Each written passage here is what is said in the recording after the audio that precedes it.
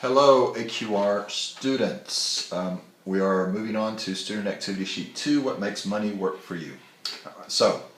You might just pause the video, read the first couple things here if you've not already done so. I'm going to give you a minute to do that. Okay. If you listen to that, you can hear my dog walk by. Amanda has $500 that she's investing. There's a savings account, pays 3.75% interest compounded annually. So this is compound interest. All right. And then there's a CD, a certificate of deposit, which is kind of like a savings account, except that you can't take the money out whenever you want. And she's looking at a CD that pays 4% simple annual interest for 5 years. All right. And now it tells us in here also with simple interest is calculated only on the original deposit. So we're going to start with the CD. I'm going to do a little bit of this with you and then we'll let y'all finish it up. All right. She wants to evaluate each investment. Let me pull this up just a little. She wants to evaluate each investment for the first 5 years. Use the spreadsheet below to record your calculations. All right. So we're going to take the $500 and we're going to multiply that times the interest earned. And so this is the CD. This is the second situation. It's the CD right here. So it's going to be times 0.04. And then 500 times 0.04 is going to give us $20.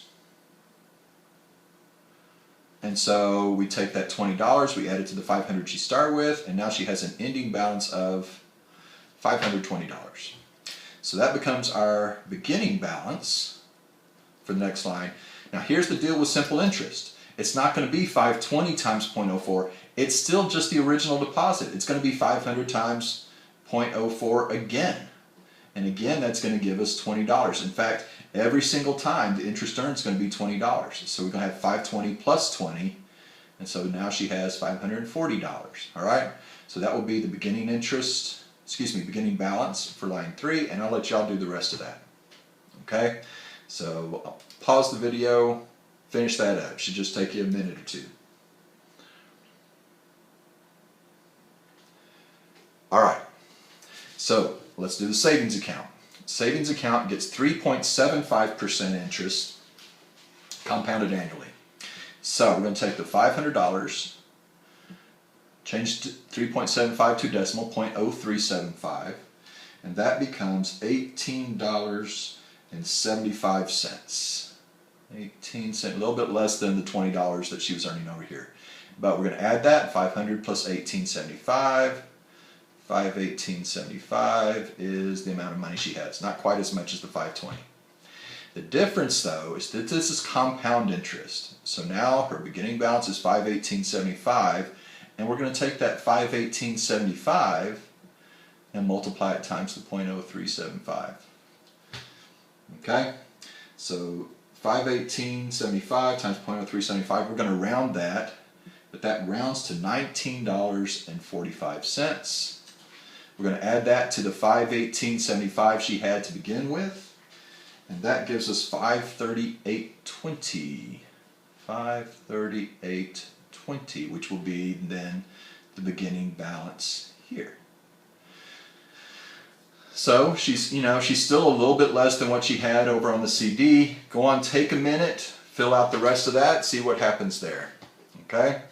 And when you're done with that, go on and answer number 2. Which do you think she should invest in?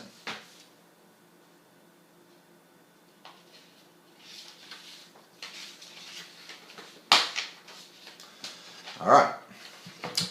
Number 3. Based on the processes you use to fill in the spreadsheet, write a function rule to model each investment. Let Y represent the value of the investment at the end of any year X. It's going to be the same situation that we had in the last unit we were doing before spring break. These are going to be linear and exponential. In fact, that's kind of your answer for number 4. What types of functions? We're only talking about linear or exponential. So I'll just give you a hint here. I'm not going to write the answer, but if it's a linear function, it'll look kind of like y equals mx plus b sort of a thing, where y is equal to the amount of money and x is how many years it's been there. All right? If it's exponential, it'll look like y equals a times b to the x power. All right, where again, y is the amount of money, and x is going to be the number of years we're talking about. Okay, so see if you can figure out those things. Again, it's very similar to what we were doing in the last unit. This somewhat answers already number 4, but go on and answer number 4, and that's it. This is a really short lesson. We'll finish this up on Monday. All right, have a good weekend. I hope you guys are doing well. You're happy, you're healthy. I miss seeing y'all, as hard as that is to believe, but I do miss y'all. All right, bye-bye.